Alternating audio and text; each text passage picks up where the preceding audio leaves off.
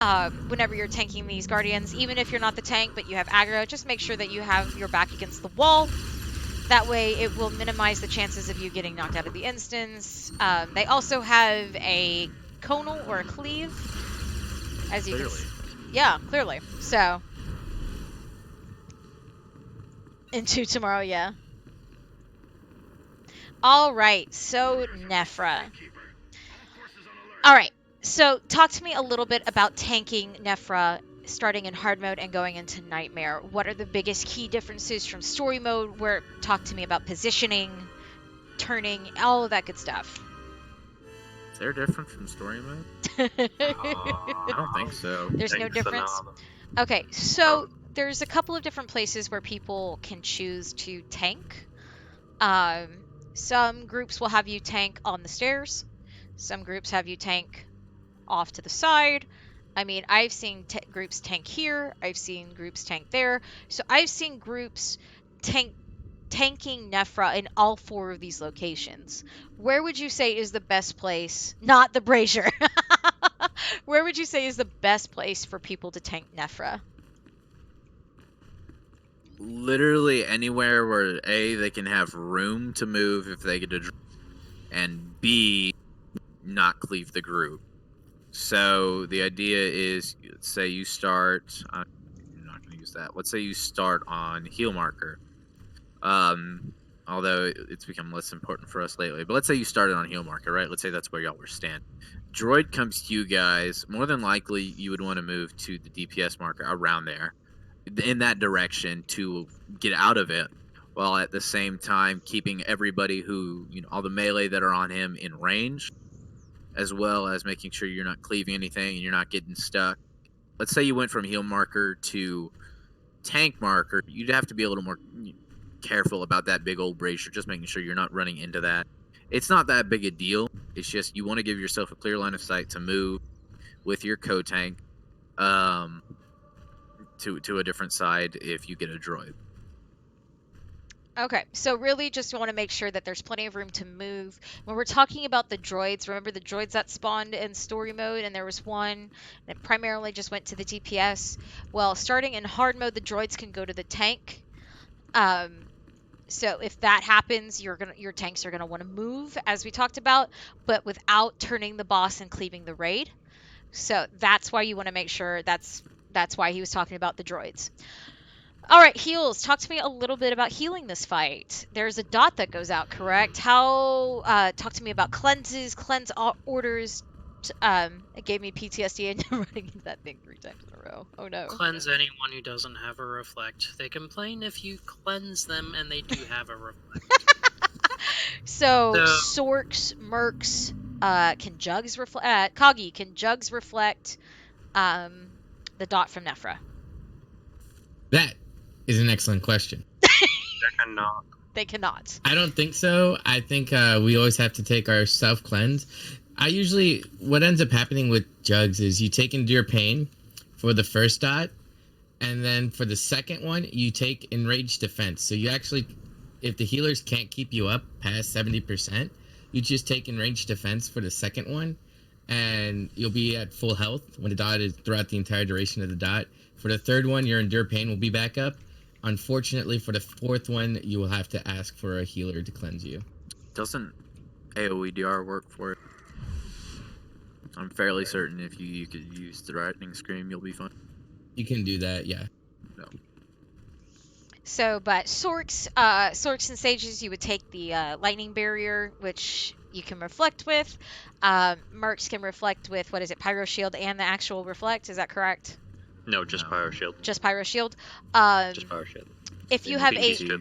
and PT, so if you have so if you have a self cleanse such as Shroud, an actual cleanse, you want to just go ahead and make sure that you take care of that yourself. Otherwise, the classes that will need cleansing is Power Tech tanks. If you're not taking the Pyro Shield. There you go. Snipers and gunslingers absolutely have to have cleanses because we don't have any reflex of any sort. But honestly, and Marauders can cleanse themselves with the camo cleanse. So, and Cloak of Pain. So really only snipers and slingers are the ones that absolutely have to be cleansed. So all right, gonna talk a little bit about DPSing as a sniper, and usually the only ranged in a lot of groups. I am going to operative DPSs can use evasion, and they can cleanse themselves. Yeah. So, I know, right? Sniper is OP. Yeah, we are. We're a bit special needs, but we are OP.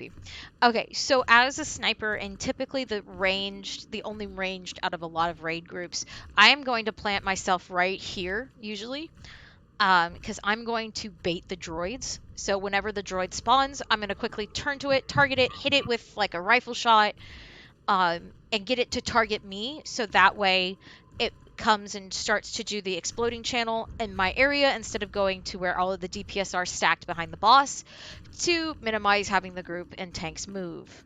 It kills your DPS. It really does. But you know what? Sometimes sacrifices have to be made.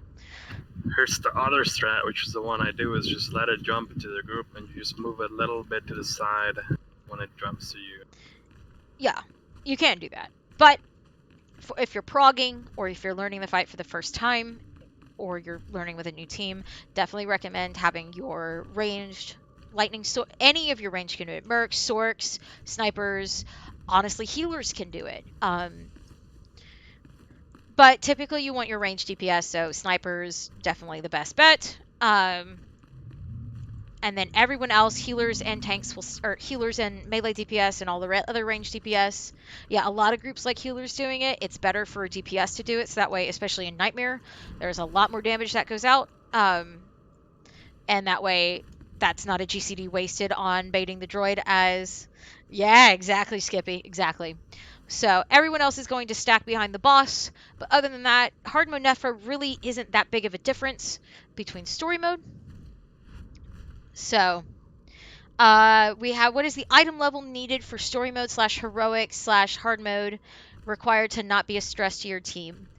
You can honestly, in story mode, I mean, there's bolster, so you can go in, as long as you have a piece of gear in every single slot, in story mode, you're fine, because bolster is a thing. Yes, Nefra does have an enrage.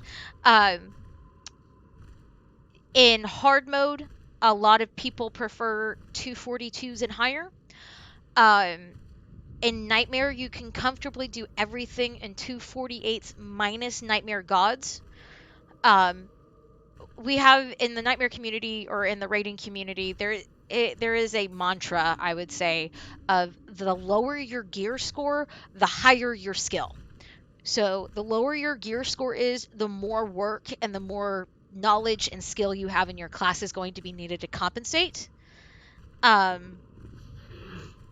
However, again, it's very dependent on how well you know your class, how well you work with your raid team, all that good stuff. But the general rule of thumb is, the lower your gear score, or the lower your gear is, the higher skill you will need to have, or the more work you will have to be putting into your rotation in order not to be a burden.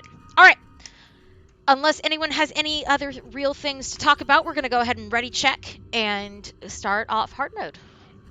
I stepped away for a second, but I wanted to mention a couple of things. Number one, you don't really want DPS to cleanse themselves with a GCD if it can be helped. It's really not that stressful for a healer to be able to do it, especially given the fact that in most groups, you're going to have a couple of people who don't even need or want a cleanse to begin with. So if you ask a Merc or a Spork to cleanse themselves, they're probably just not going to do it. So I wouldn't suggest asking for that. Number two, for your tanks, if you cleanse a tank, that's like really never going to be a problem. The only time it would be a problem if it and I have Pyro Shield going, I'll be mad. But the rest of the time, there's no benefit to not cleansing a tank. What Cog mentioned about Jug DPS works the same for Jug Tank. We can Endure Pain cleanse every other one. So if you're on top of your game, you can cleanse the one that the Jug Tank can't. For a Sin, they can cleanse 3 in a row, I'm pretty sure, and then they'll need the 4th one cleansed by a healer. and for a PT, pretty much anyone where you see the dot and you don't see them running energy shield or pyro shield, you want to go ahead and cleanse that. But yeah, no. So, Anyone who doesn't have a reflect or any sort of way to cheese the Not cleanse, reflect does not work. not reflect. I'm talking about like barrier or pyro shield or so. Call them Like, returns. there you go. Really, you don't like the biggest people to cleanse prioritize wise are tanks and healers and snipers because we're special. Tanks, healers, and snipers, gunslingers because we are special. All right, Zab and Kagi, you guys ready? Yes. All right, you're gonna precast. I'm gonna precast orbital. 3, 2, 1. She will collect her toll in blood. Once again, I'm gonna stay out here. Make snipers great again. I mean, we're pretty great. We're just kind of glass cannons, I would say, sometimes for certain things. All right, so there's the first dot that has come out. I got the cleanse, which is fantastic. Thank you very much. Otherwise, you can see a whole bunch of people using their bounces and all that good stuff. So, first round of droids are coming out. I'm going to swap to the droid. I'm going to hit it. It's coming to me. I'm going to just roll out here and call it a day. The class paper thin. That is a great representation of snipers.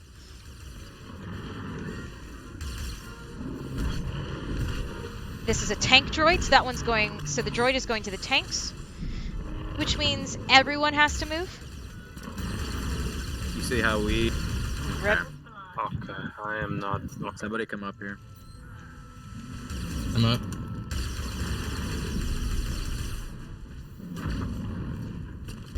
Y'all What? can lead now. PT, paper thin. I love it. This is going to be a Fake news. this is going to be a tank droid. Tank droid. So the droid ran immediately to the tank. The melee and the healers have backed away. Oh my goodness. Would you stealth it out?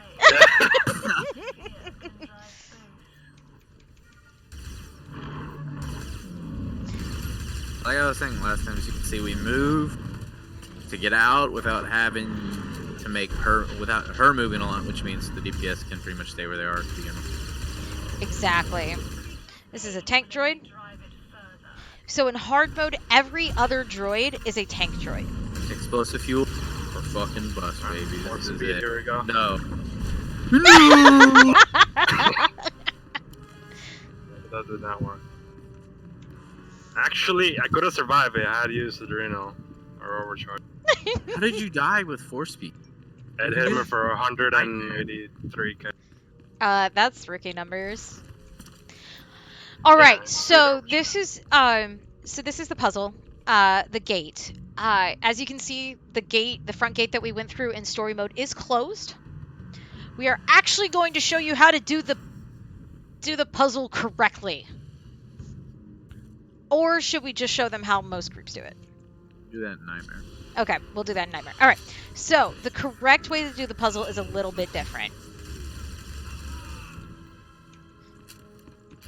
In fact, I haven't done the correct way to do the puzzle in years, I would say. I don't think I've ever done it the right way.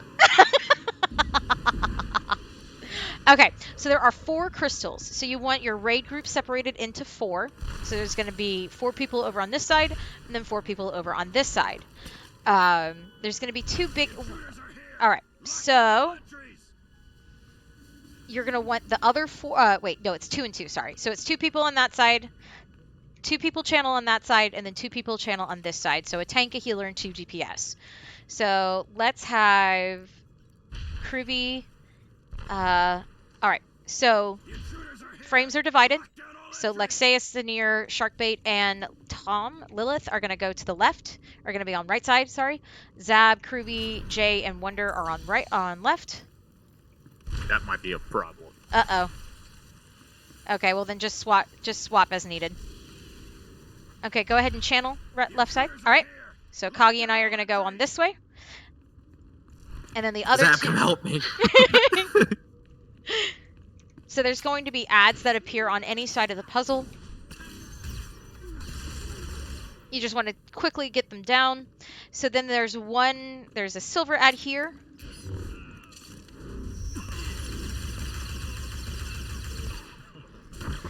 And then as you can see, there are 2 other crystals here. You're going to want to channel both of them. Kagi, come back.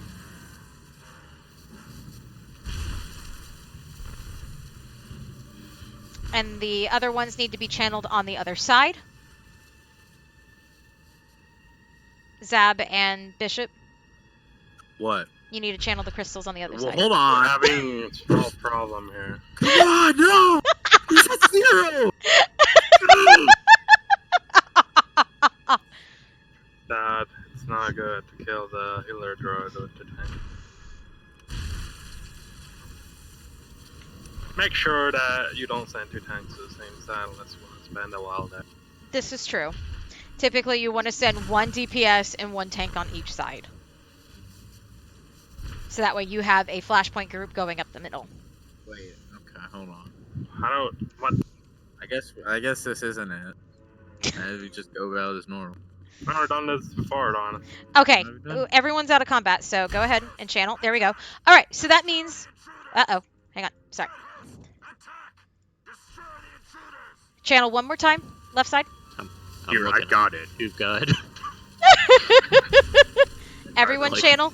Everyone inside the puzzle channel, please. Okay, stop You gotta channeling. come back here.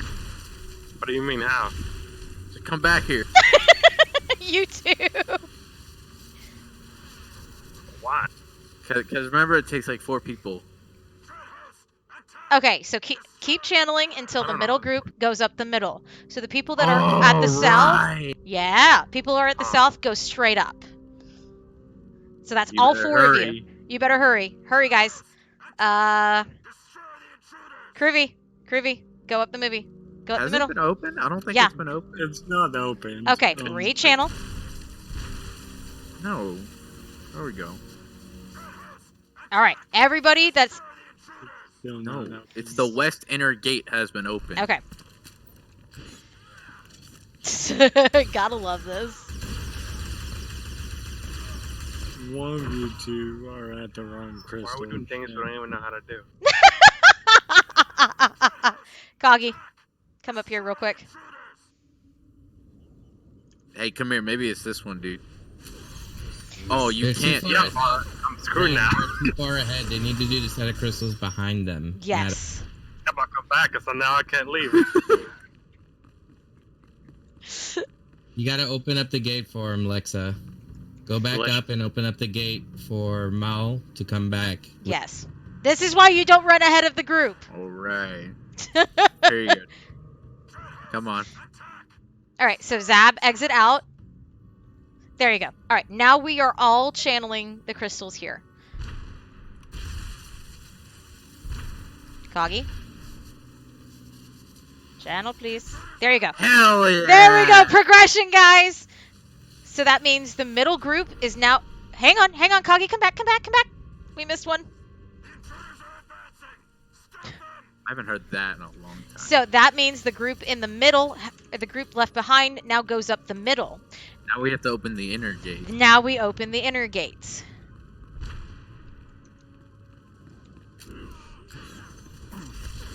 It's been a very long time since I've done the puzzle correctly.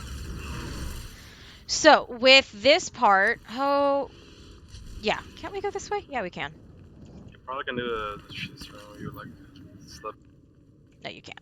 So that's what it looks like on the other side, massive. but there's no way to open that gate. So we're gonna go this way. no. No!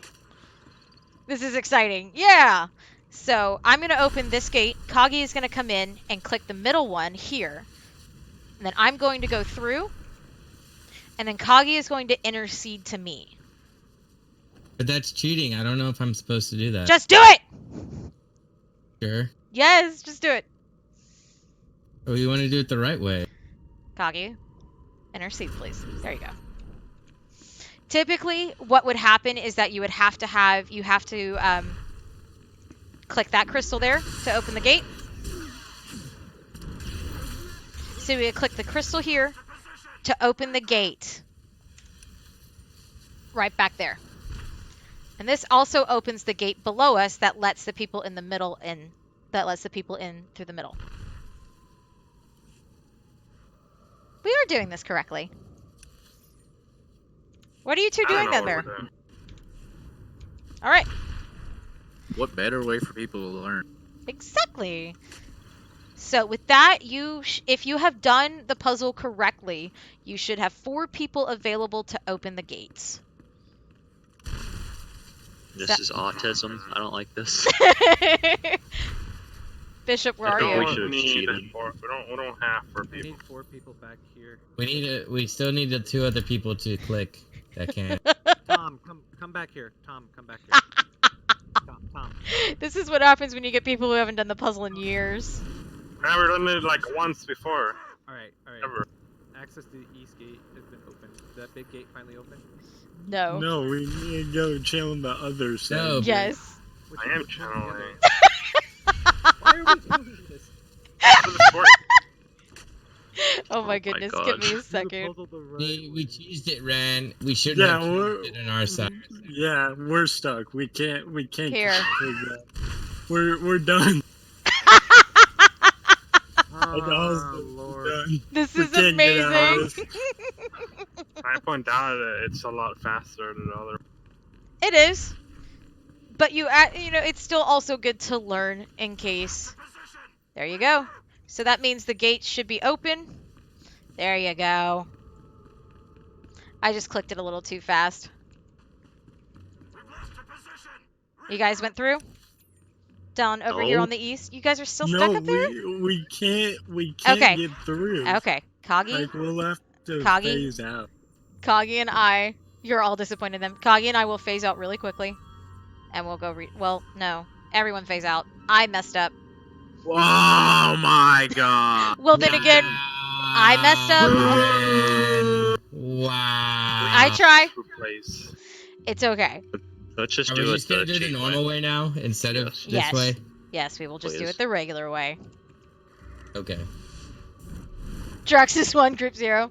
This is what happens when you cheat. You are correct. No, this is what happens when you try to do things correctly and you're not cheating. That's why cheating is good or something. No, Not cheating, cheating not is never good. If you're not cheating, you're not trying. Hello? When you cheat, you get caught. It is That's karma what for the my mind intercede. said. Yes, that is correct. I legitimately forgot that was the door to open the bottom one. So that was my fault. I will apologize for that.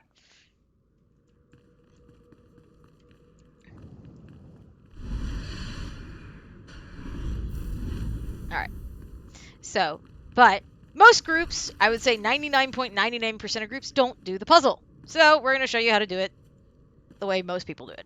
It's 99% nightmare now way. because The it's nightmare actually way. 100%.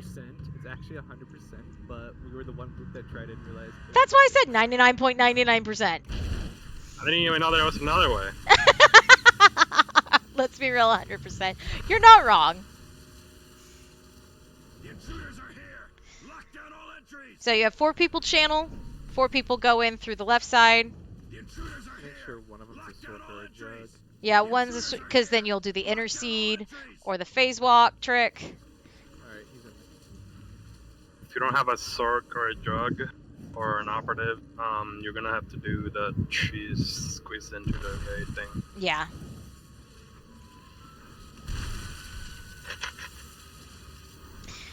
So if you watch, then they're going to basically just do the whole thing that we just did, but they're going to have 4 people on one side so we don't have to open the different gates. You wonder.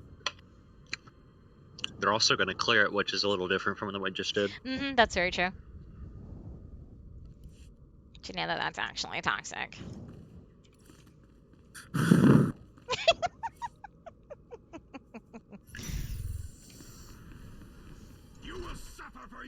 Oh, look! What a surprise! We Speedrun. clear it Why in did the... we not do that the first time? Because we need to show people how it's supposed to be done. That was Except it. we didn't. It's all thanks to you. I know. I will definitely take the blame for that one. You told me to intercede when I I should did. have. I told did. You. You Well, are yeah. cor- Why would you give in to I peer told you I pressure, should. dude? That is correct. That is correct. I messed up. Yeah, I'm not listening to Ren again ever. Okay. Okay, that's fine. I jug learned this listen- in middle school. Okay. Well, the A frames are jug listening to a sin. That's new. Who? Okay, well, the frames are still set for Draxus. Okay, so let's talk Draxus. As we talked about in story mode, it's supposed to be failed, abandoned, and cheesed. No, that's not true. I messed up. We would have done it just fine if I hadn't told Kagi to intercede. So that was my mistake.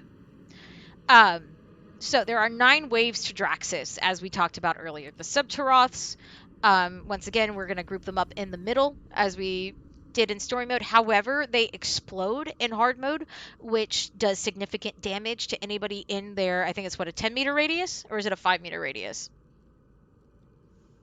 I don't know. I'd get out. Just get out. Yeah. I don't know. It seems like it'd probably be closer to 5. It doesn't seem that huge. Yeah, it's so plan on There are a instances 5 where meter. If it was 10, I'd probably be.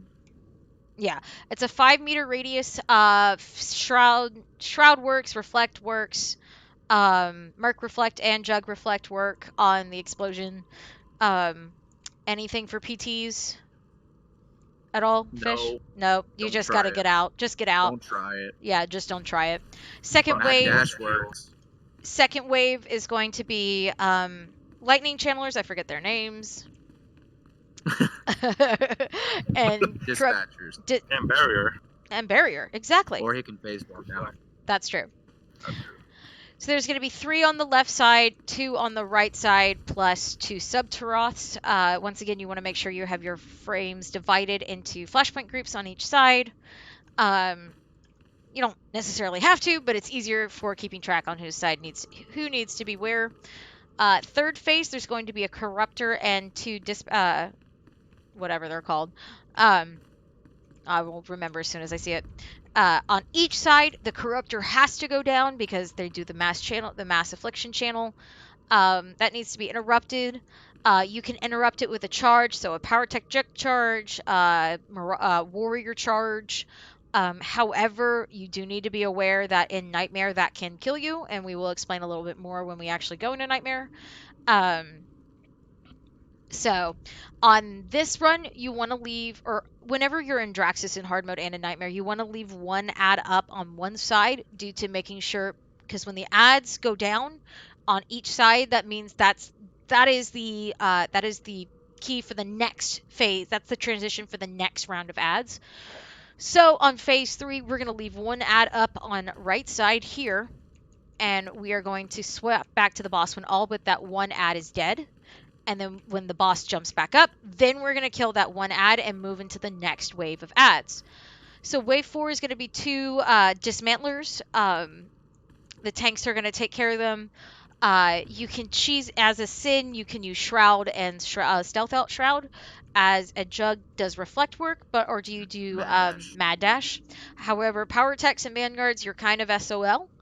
So what's best if you do have a Vanguard or a Power Tech tank, having a DPS taunt the dispatcher on that side, and then the Power Tech or Vanguard will taunt after the strong swipe has gone through, because it will place a debuff on you that will one-shot you as soon as they reach you again. So you just want to avoid that happening. Snipers and slingers can roll the strong swipe. Don't recommend doing it, but it can be done in a pinch. Wave 5 is going to have I will. Go ahead, Kirby. Wave 5 is going to be 2 Corruptors in the back. Hard mode is also where we are introduced first to the bulwarks. There's going to be bulwarks that spawn in wave 5, 1 here in the back, and then 1 on each side. Go ahead, Kirby. Go ahead and AFK while we do the explanation. So there's going to be a bulwark on each side. The bulwarks are the ones we're going to leave up during this phase transition. So we're going to take out the Corruptors. You're going to have 1 DPS on each side up here on each side. So on the left and right stairs. 2 DPS are going to go to the back and kill the Corruptors and the bulwark.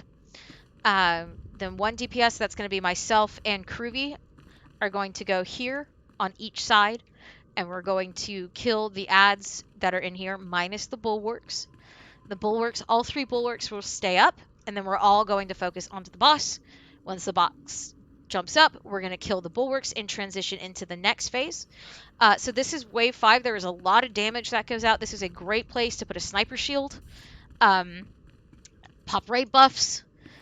So wave 5 is really, that's what? So in hard mode, yeah, you still raid buff here the same in Nightmare and hard mode, but in hard mode, it's not as damage intensive because in Nightmare, the strat is you leave all the dispatchers up, and they're constantly shooting a shit ton of lightning out at people. But in hard mode, with a bulwark up, it's not damage intensive. So That is raid correct. buffs are the same, but in Nightmare, this is where you want to use a sniper shield as well. As well, yeah. Okay, so the dispatchers the bulwarks in Nightmare, if they finish their channel, they will start one-shotting people in the raid group, which is why you kill the bulwarks first in Nightmare. But in hard mode, they don't. They just rechannel, so that's why we leave the bulwarks up in hard mode. Wave 6 is 1 corruptor in the back, 2 dismantlers on each side, 1 bulwark, 1 dispatcher, and then a despoiler. So wave 6 here, you're going to have, once again, you're going to send 2 DPS to the south on wave 6. You're also going to send a healer to help with the interrupts. All the DPS go back. All the DPS go back. All the DPS go back here on wave 6. Go back. DPS go back. 1 tank. Our power tech tank is going to come back here. It is very important to get the corruptor down, to get the despoiler down, and to get the primarily those 2. Our assassin tank is going to be holding the dispatchers, so once the corruptor and the bulwark are down, dismantler, sorry, thank you. We're gonna swap our attention to the dismantlers, and we're gonna DPS those down. We're gonna leave the despoiler, or not the despoiler, I'm sorry, the dispatcher here for last. And then that is wave 6. Wave 7 is going to be the Guardians. They're going to be facing on each side here. You can group them up, but they do have a very bad habit of doing butt cleave. So if you do that, just need to make sure that when they do their purple conal, that you get out of the way. Otherwise, what you want to do is you want to separate them, have 1 tank on each side of the stairs, tanking the Guardian. Each Guardian, you guys, it doesn't matter if you kill left or right. There's also 2 Subtaroths that appear in this phase, so once again, you want to just make sure that those go down as quickly as possible and try not to explode and spontaneously explode yourself at the same time. Wave 8 is going to be double corruptors and a bulwark on each side. In hard mode, we're going to get the corruptors down first. They should go down easily, but in hard mode, you do actually want to interrupt the corruptors. Typically, you wait till almost the last second of the cast to interrupt, and they can also, once again, be interrupted with a charge or a regular interrupt. There's a despoiler in this phase, right? Yes, there is. No. Yep. Tanks deal with them. So there's a despoiler that spawns. The despoiler heals all the rest of the ads. The despoiler spawns here. You want both of your tanks to go back here and take care of interrupts. The rest of your DPS are going to go off to the side to the stairs and take care of the corruptors and the bulwarks. Wave 9, you're going to have a little bit of everything, minus dismantlers. So wave 9, the boss is going to be down. He's going to have a shield up. However, in hard mode, the shield has a timer, so once the shield goes down, you can turn your attention to him. However, you're going to have 2 guardians, so the tank that is not taking the boss is going to be taking care of the guardians, typically facing them away from the group. Your DPS are going to go back here to south, take care of the corruptor. Here, the dispatch, there's going to be 1 corruptor and 2 dispatchers, so we're going to kill all those here. If the shield is not done by the time we're done with the group here, we're going to DPS down the Guardians. By that time, the shield should be down. Then we're going to swap our attention to Draxus and kill Draxus. And that is the last of the waves. In Nightmare, the shield doesn't go until all of the ads are down. So just keep that in mind. All right, Zab and Bishop, talk to me a little bit about tanking Draxus and some of the most important things to be aware of.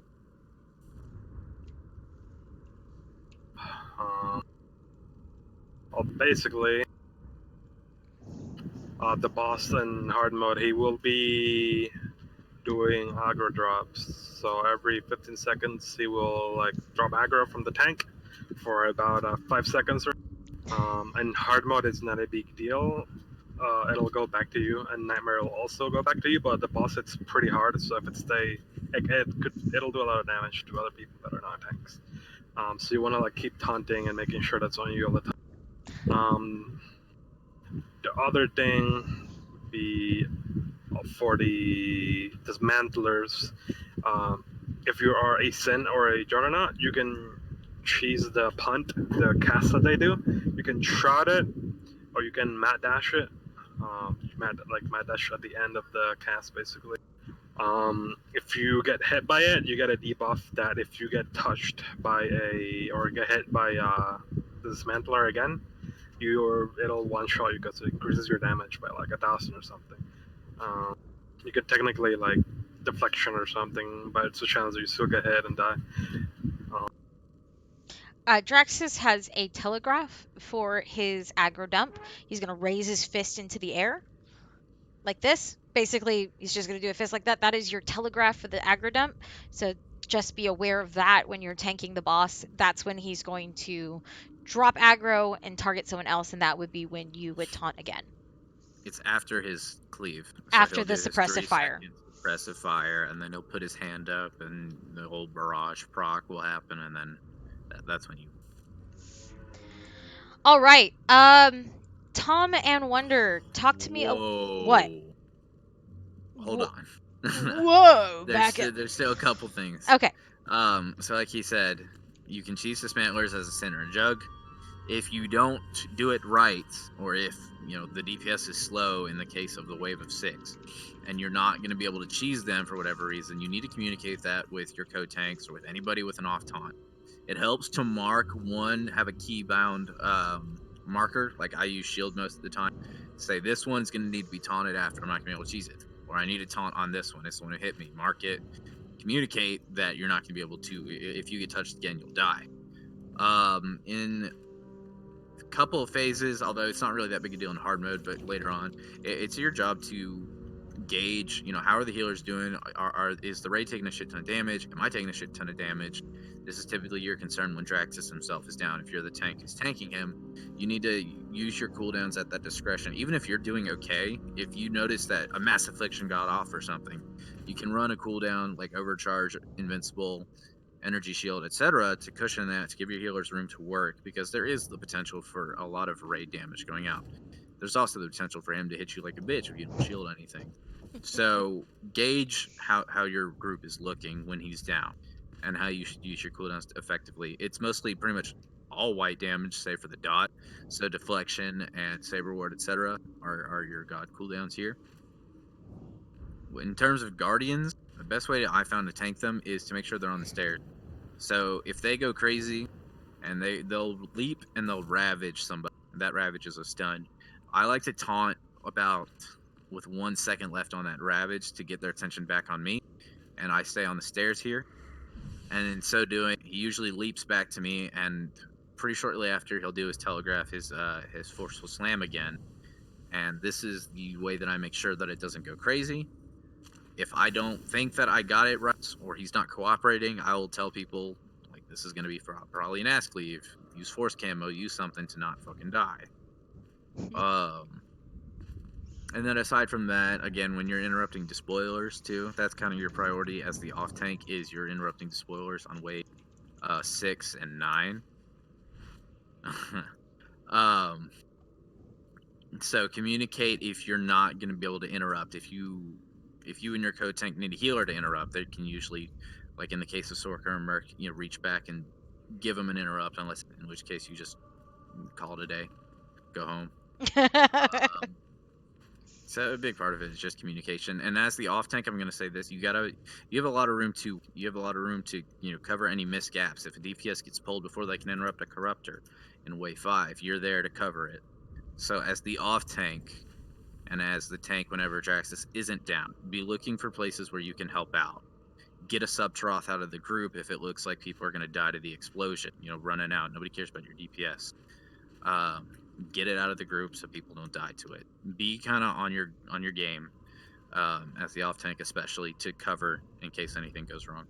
So really, Draxus is very, very much a communication fight. It's also a coordination fight, and tanks can make or break it. So the more as a tank you're familiar with the Draxus fight as the whole, the more value you're going to bring to your raid team. But thank you for that, Bishop and Zab. All right, moving on to healers. Wonder and Tom, talk to me a little bit about healing Draxus. Anything, so Mass Affliction, the grenade, cleanses. How do you guys balance those things? Pretty much it's one big random fight at this point. Basically, grenades go out. Unlike story mode where only one goes out, the grenade can spread to all the melee. So if it gets put on the melee, it'll get spread to the tanks and the melee, and you if you wish to like stack with the melee for some reason. I mean, fluffing numbers is a thing. Anyways, basically just communicate with your co-healer, say you're getting whose ever cleanse. That way you aren't both cleansing the same person. The only other like real requirement of a healer is like getting the mist interrupts that a DPS didn't get on the mass afflictions, CCing the despoilers. Despoiler? Yeah, the healing ad. Yes, spoiler. If you're an operative, knowing when to and when not to stealth res. Those situations are basically when Subtaroth is up, yell at everyone to stop DPSing the damn thing, kite it, and get your stealth res. The other times, like for operatives, you need to spec into the 2 seconds of evasion on your stealth out so you don't get knocked back into combat randomly. You need to yell at your Sork healer not to, Wandering Mend instantly. You have to yell at your Merc healer not to, missile you to death. So so talk to me a little bit about what you guys would do if Mass Affliction got off, if a Corruptor's Interrupt was missed. How would you guys handle Mass Affliction? I believe I can't cleanse it as an operative. I believe Mass Affliction is only cleansable. Let me get this right. I don't know if it's cleansable by operative in DF. I know it's not cleansable in TFE when it goes out. The only healer that can cleanse it is a Sork healer. So at this point, it would be like the Sork healer would have to do triage. He would have to be like, this person has a dot, this person is low, they're the next one who gets it. And it's pretty much burst heal who is about to die. At that point, for me as an operative, it's let your probes drop, burst heal who you can, maintain probes on whoever you can. At this point, it's just surviving the dot and not like going for maximum HPS at that point. So yeah, it's more about sustaining and building up health rather than trying to keep everything even. It's more like, okay, just as long as you don't die, it doesn't matter. Yeah, I mean, if they have 60k health, they're fine. If they're at 10, you need to burst heal them. Okay. So, that's not also to say that you don't use your AoE heals. Like, for me, if I see a group of, like, 3 or 4 people together, I'm going to Culto Wave. If I see 3 or 4 people together, I'm going to Nanotech. That's a given because those are my big heals. Like, Nanotech does 65k per use, and Culto Waves can heal up to 20k per person in it. If all 8 people are in it, it heals for over 120k. So it's literally just you have to pick your places on when you use your AoE heals, because using Culto Waves on the one tank while no one's around them isn't going to do you any good. At that point, you were better off just channeling Culto Injection and using Surgical Probe on someone. Okay, awesome. So Wonder, bubbles are a tank's best friend here, aren't they? Yes, you want to try to keep the tank that's tanking bubbled nearly all the time. In general, the fight's very similar to story mode. You just have to heal a little bit more. That's true. That's true. Well, thank you guys. DPSing, there's really no big difference between story mode and hard mode. The only things that we really need to worry about are making sure the interrupts are done timely whenever interrupts are needed, especially on the corruptors. The biggest places where I see groups fail, DPS wise, is pushing phases faster than the group is ready for. So, as a DPS, especially if you're a dot spec, such as Virulence, Vengeance, IO, Madness, Hatred, really very important to keep an eye on where the group is. If we're ready to transition, usually your raid leader or your tanks, raid leader or your tanks will call out when they're ready for the next transition. Low DPS on burn phase is also a very prominent. Yes, lethality is fine. No, lethality too. So dot specs of any sort, really, you just need to make sure, especially if you're dot spreading, just to make sure that you're not accidentally pushing the next phase before you guys are ready. And positioning, especially in burn phase. Positioning in burn phase is very, very important, because it is a hectic place to be, with everything going on all around at once. So DPS, we need to worry about positioning, interrupts, and not pushing phases. And not dying to Subcharoths. Is that right, Melee? Yeah. All right, well, we're going to go ahead and ready check. If you guys have anything you want to talk about during the fight, please feel free, especially when it comes to jugs or mercs or snipers. Like, if you guys have anything you definitely want to point out during the fight, please feel free to do so. All right, Jay, are you ready? Probably fell asleep. Okay. 3, 2, 1. So the tank has moved to the cleave, making sure the cleave doesn't hit the group. I like to stand up here because not only am I away from the Subcharoths, I'm also in the position where I need to be for the next phase. We're gonna group all of the Subcharoths over here into the middle. We're gonna AoE them down. When you start seeing the Subcharoths get really low, that's when your melee DPS want to start moving out. Mad Dash, Reflect as a Juggernaut. We're gonna leave an add up on left side, please. That's next wave. That is, just period. Whenever we're leaving an add up, we're leaving it up on left side. So, right side is down. You want to try and make sure that your DPS, evenly take down the adds as possible. Alright, so boss is down. This is wave 3. Corruptors are up. So our right side here is just going to kill everything. So there is a grenade that Draxus throws a grenade. Typically, you want to make sure that that gets cleansed as soon as possible.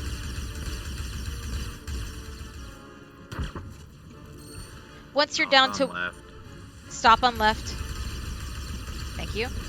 So we've left that the dispatcher up. Draxus is up. That means we're going to kill that one. This is wave 5. So we have 2 dismantlers and 2 Subcharoths. So again, very important to make sure that the dismantlers die as fast as possible. Oh, thank you very much, Castiana. It's good to see you. I actually took care of my hair today. Can you believe it? All right. So this is wave 6. We've got 2 corruptors in the back and a bulwark. Highest priority is going to be the corruptors. This is where we're going to burn ray buffs here.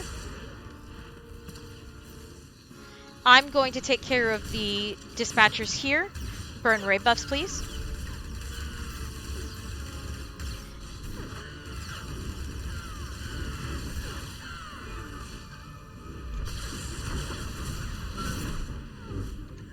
And then leave the left dispatcher up. Back onto Draxus.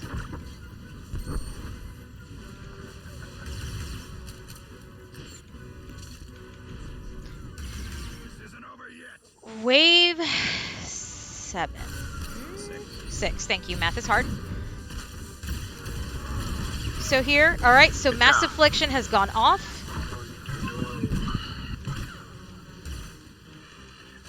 So during this part, the DPS do not want to touch the dismantlers at all. And let the tank who's supposed to get them take them. If you touch them, especially in Nightmare, you will desync them, and then they're probably gonna kill the tank. So make sure that you avoid any kind of touch them at all. The whole stranger danger is in effect until you're ready to kill the dismantlers. Correct. Stranger danger! Alright, so this is going to be wave 8 coming up. There's going to be 2 corruptors and a bulwark on each side and a despoiler in the back. Once again, biggest thing is to make sure the Mass Affliction doesn't get off. Mass Affliction went off, but that's okay. Pop your cooldowns. You let that one go off. It's healable. Not in hard Doesn't mode. matter. Doesn't matter. In That's hard correct. mode, it's even more healable. That's true. Alright, so this is burn phase. You're going to have a little bit of everything. I'm actually going to go ahead and pop a shield here.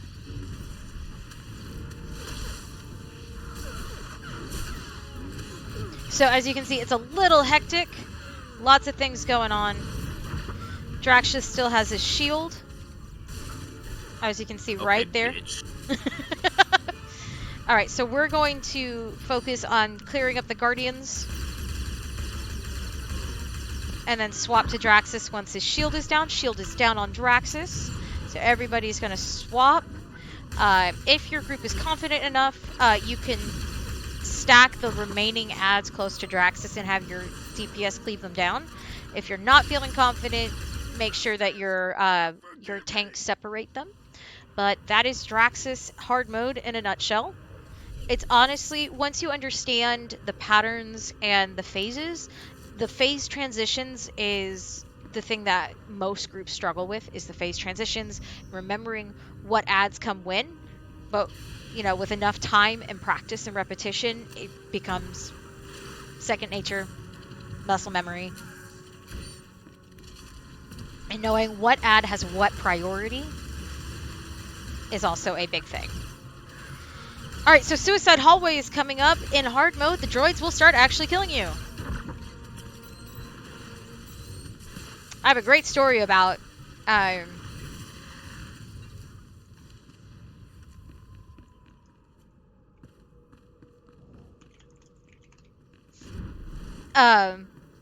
welcome back. Okay, so once when I was doing we were doing story mode, 16-man story mode DF. Myself and my boyfriend. My boyfriend was tanking and I was DPSing. There you go. See ya. On the burn phases, the tanks stay with the boss or helps DPS burn ads. So if you are 2 tanking in hard mode on Draxus, 1 tank is going to stay with Draxus, the other tank is going to hold the Guardians. But yes, typically your tank stays on the boss. You want to make sure that his cleave, the suppressive fire that he still does, doesn't hit the group. It's actually less about that and more that his target doesn't change. He can level the DPS. It's pretty hard. It's like my basic attack. It's the main thing. The suppressive fire just hurt a little bit, but the single target he does is not.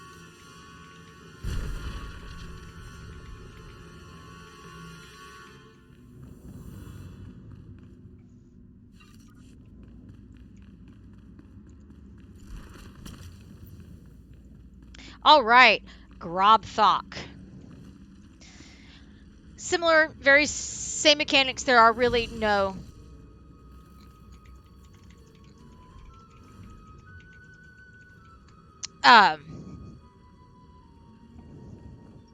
so same mechanics as in story mode, but there are some very key differences.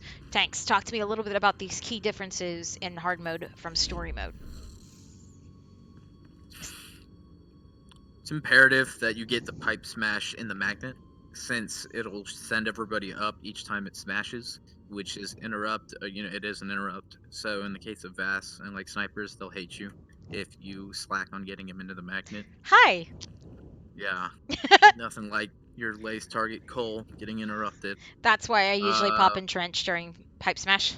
oh, if you can do it for everyone, then I know. Anyway, I'll still hate you Uh, anyway. yeah. I don't.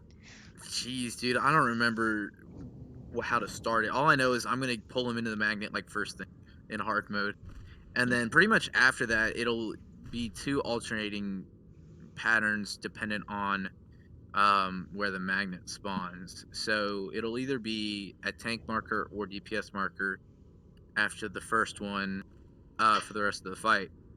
And I believe you look at where it spawns. So if it spawns where it is right now, you want him on DPS marker. If it spawns on the corner closer to us, you want to bring him to tank marker. If I remember correctly, that's how I did it in hard mode. I know that these 2 spots are the same. I just think that's where the magnet spawns, and that's where it tells me it needs to go. Because the magnet's faster or slower in hard mode. So the magnet will spawn, let's say it spawns where it is right now, and it'll take its sweet time coming over, and you want him on DPS marker, and that'll be where you have him for pipe smash. Yeah, that sounds right. I forgot, and then it's slower in hard mode. And then Ugnaughts, if you want to, I think, no, they don't have a shield in hard mode, huh? No, do not have a shield in Right. hard mode. So, in terms of Ugnaughts, whichever tank doesn't have the boss, because there is no knockback in hard mode, you can literally just single tank it the whole time.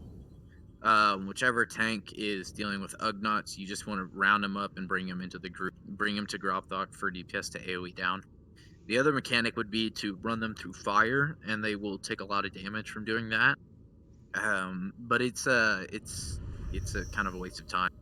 And it's easier just to bring the Ugnaughts to the boss, let everybody cleave him down, while you as well are throwing your DPS onto the boss, just getting it done as fast as possible for the same result. In Nightmare, it's more imperative that you run through fire, but I'll talk about that when we get there. One of the things we do want to point out is that the magnet, while it moves slower, it will CC you if you go into it. In Nightmare, it'll kill you if you get hit by the magnet. So it is good practice to just avoid jumping into or being next to the magnet at all costs. So just good practice to avoid it, because in Nightmare it will 0-sum kill you. So you want to just to avoid that. Heals. Talk to me a little bit about healing this fight. Oh, in your interface editor, you need to make sure that your system messages are as big as possible. You need to, learn people's names and how to yell. And when I say yell, I mean yell at them, because there's mines. People are going to drop little lava puddles underneath of them. These are meant for the ads, but they also global whoever has them. I believe 1 still goes out in hard mode and 2 It's in just Nim. 1 in hard mode, 2 in Nightmare. So, learn people's names, learn how to call it out. That way, when you say their name and they died as stupid, you can say, you died to stupid. Everyone point and laugh. No, not point. It's like, you tunneled the boss and forgot how to do mechanics. So, no, I mean, it's really, most of the memes that happen in this fight is either A, someone died to the magnet because they felt they were attracted to it, or someone just didn't get out of the fire. So really very important for everyone. If you know that you're gonna get an orange red kind of like lava rock looking icon on your debuff bar, that is when you know that you have the mining droid and dropping stacks of fire. The more you stand in the fire, the higher stacks of armor decrease that you get. At 10 stacks, like, you can get one shot. So it's very, very important, especially for snipers, commandos and mercenaries, slingers. Very, very, very, very important that we don't tunnel and we don't just sit in one spot, especially when we have the mining droid, because we will die. Very important not to do that. Melee, talk to me. So, Kagi, talk to me about being a melee on Grob'Thok. It's a lot of fun, especially as a vengeance judge. You can get this is a really fluffy fight. We say the have least. we have an Oh. assassin in our weekend group that can get upwards of 30k on his Right. in hatred. So, main thing is don't get greedy with the fluff. You need to keep your dots up on the boss. Remember, your smash is your dot spread. So you always want to try to position yourself to smash on top of the ads instead of targeting to them. You just want to make sure they're within 5 meters so that you're able to damage them. You should never, if the tank does their job properly and brings the ads to the boss and you're able to smash dot smash on them, you're not going to have to worry about really switching to the ads to kill them. They will die just by 2 or 3 dot spreads. Watch out for the magnet. You're gonna be behind the boss a lot of the times, and you need to watch out for the lava. It's always going to be a big guess where the lava's at in relation to the boss, in relation to the ads. So it's a really fun fight, but requires a lot of situational awareness as a melee DPS, especially as a jug, because you're going to be doing all these things to try to maximize your output. As a ranged DPS, I'm going to be standing more towards the middle because I'm lazy and I don't really have to worry about it. As a dot spread range class, I am going to try and do the same. I'm going to try and do corrosive grenade to spread my dots onto the Ugnots whenever they're by the group. But honestly, and this is probably me being lazy, but I honestly don't really personally care about fluffing on this fight. But it's a lot more relaxed for a ranged DPS because we really don't have to worry about the magnet. We can just plop our butts by the healers and basically tunnel. The biggest thing we need to be aware about is not tunneling so hard that we don't realize when we have mining droids. Ask me how I know this. Are there anything else you guys would like to talk about? Because if not, we are going to ready to check this bad boy up. Stealth reses. Stealth reses, yes. Tom, talk to me about stealth resing. Really, the only safe time is right as he goes into the magnet. That's really about the only safe time. Because other than that, he just does random AoEs and random like knockups, like the thing that Ran has to like entrench for, and I shield probe just to produce my.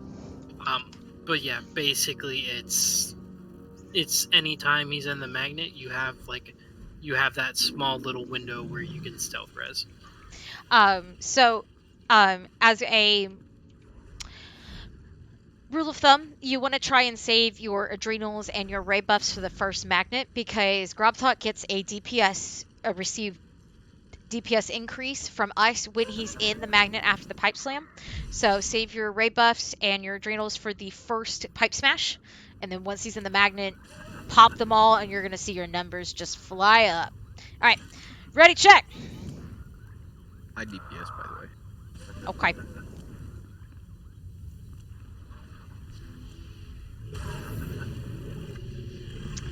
Jay? I'm ready. Let's go. All right, let's go. On tanks.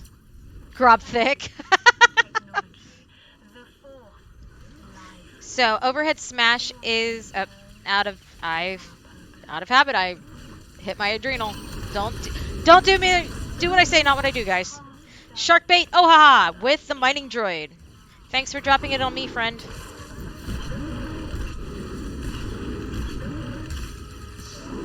And then sometimes you'll get melee that like to troll. Oh, come on, Tom.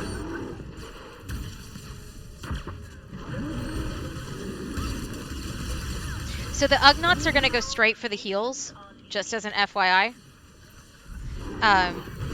So you definitely want to be aware of that as the tanks. Jay, mining droid. So he's at 80% now. Do we have a percentage meter, or is it a timed meter for what it's timed? Okay.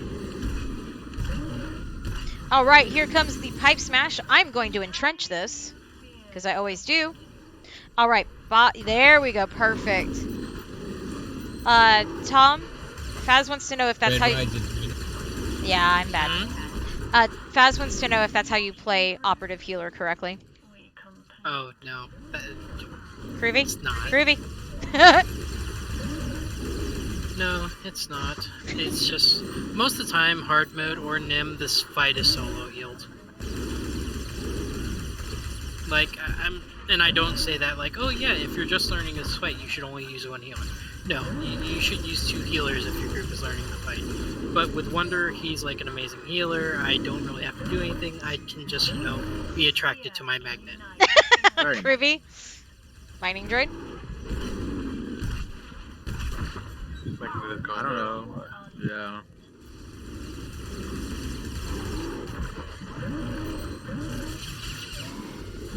Pipe smash.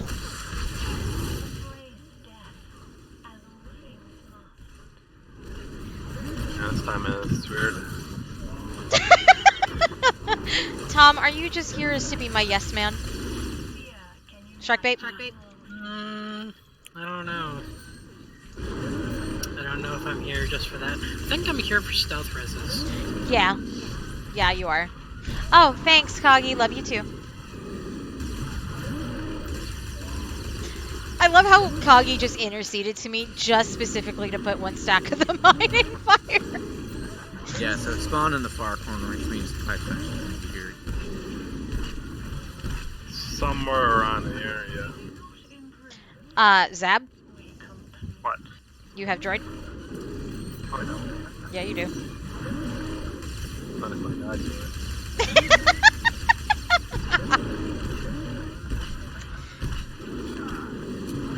Pipe smash.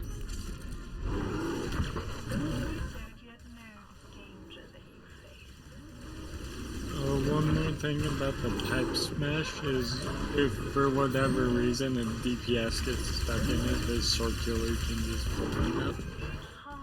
Zab. Yeah, so if you have anybody that gets stuck in the magnet and you have a Sork in the group, even healer or DPS, you can extract them from the magnet. There goes No, my... we're Oh, my... X. Yeah, no, use all my D2Ds to send on that. Yeah, okay. Goes up to 20. Same corner.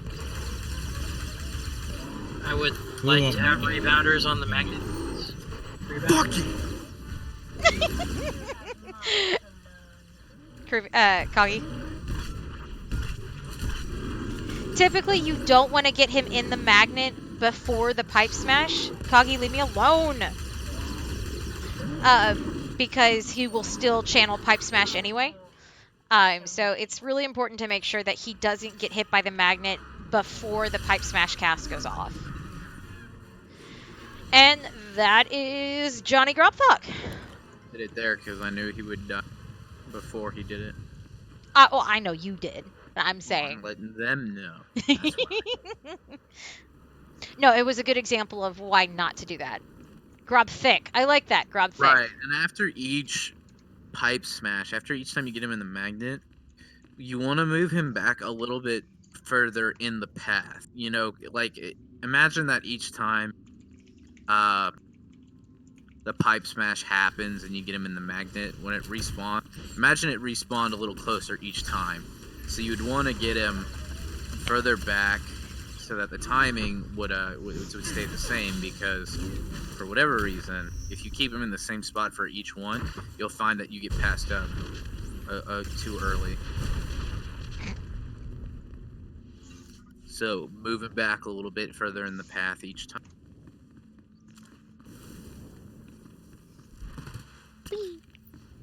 All units, prepare to initiate carnage. Carnage! Alrighty. Corruptor 0. Lots of big changes in Corruptor 0 from story mode to hard mode. I would actually wager that Draxus and Corruptor 0 are the biggest blocks and groups transitioning from story mode to hard mode. Corruptor 0 hits a lot harder. The laser is a lot faster, and there is now a mechanic called mines that we all need to be aware of. So the fight as a whole remains the same. We're still going to DPS down this trash. We're still going to stack inside the group. We're going to still stack the group inside the corners. So here, I would say, and then here, to help with the ads. So we're still going to do that. He still jumps up at 25%. He still does the same ranged and melee ads. There is a new mechanic called Gravity Vortex that he does when he swaps from melee mode to ranged mode. There's going to be a big red circle, and it's a channeled ability called Gravity Vortex. Everyone has to get out. Everyone out of the red circle, because otherwise he's going to CC you, lift you up, and punt you across the arena, and in Nightmare that can kill you. In hard mode, it hits like a truck. So definitely want to start getting out of that as soon as you see the channel start. There's also a tank swap in hard mode. And then, so talk to me a little bit about tanking CZ and the tank swaps. Tank swap is based on stacks and comfort, so it's also based on how long your co-tank has gone without him. So the idea is around 2 to 3 stacks you are taking more damage from CZ, so you want to swap then. The idea is between swaps your off tank has enough time to drop his stacks before he takes them again. So if you try to swap on every 1 stack, you would your off tank wouldn't drop them. He wouldn't have enough time off. So typically around 2 stacks your co-tank will have their stacks dropped off, but if not, you can take him to 3 to 4, etc. It's not like it's really going to kill you for doing so. There is a little bit of spike potential on this boss, and it's not necessarily because of his obvious attacks. Sometimes it just comes out of nowhere. But the tank swap is based on stacks and comfort. So let's say your co-tank is at 3 stacks, right? But he says he's gonna AoE taunt and roll over charge. He'll be okay to pick up all the ads and hold the boss for a minute until he gets his 4 stack, and then you'll taunt off him. Because why not? That's the time to do it. He's doing okay, but don't want to get him any further, any closer to dying. Besides that, there are a couple channels. So his melee channel is like a ravage type thing, heavy slash, I think it is. And it'll leave a dot on you at the end. Same with chest laser, his range channel. So when you have those going on, the dot that comes afterward hurts, but typically the last tick of both of those attacks do the most damage. So in the sense of chest laser, you can shroud it or reflect it or mad dash the last tick to give yourself a little bit of room to not die or not take that big ol' hit. But the rest of the time, I've noticed that there are just occasions where I'll take a lot of spike damage just from holding him. If I have a couple stacks or not, he'll just do a shit ton of damage. So if you don't get lucky with shielding, you have the potential to get spiked. And if you're not on your toes about that, if you don't force speed it, if you don't use Colto Overload or Endure Pain reaction fast enough, you could fucking die or freaking die. My bad. My bad, y'all. So be aware of that. Keep an eye on your health. It's a good idea to put your co-tank on focus targets so you can watch their stacks. And know, okay, I'm at 2 stacks, but he hasn't dropped his off, so I'll just let him know as soon as your stacks fall, take the boss. You get ads coming in. If you have the boss and you're at 1 stack or no stack, it's a good idea for you to AoE taunt and use the damage reduction cooldown like Overcharge, Energy Shield to hold everything all at once. And besides that, there's not really much help. Well, thank you for that. Heals, Tom and Wonder, talk to me about healing this fight. Hi, this is an operative daydream because everyone's stacked. Let me just say that again. Everyone is stacked. So, Cult of Waves hits 8 people. It's your biggest heal. Your co-healer is gonna love you if you just keep it on cooldown. Just spam Cult of Wave and nanites. That's you can forget probing people. You can DPS, Cult of Wave, and nanotech. Unless your co-healer is DPSing full out, then you need to heal. So, yeah. So, what about cleanses? There is a cleanse in hard mode, isn't there? Yes, the tanks, whenever the boss puts out like this first or second stack on a tank, it'll also put out a dot.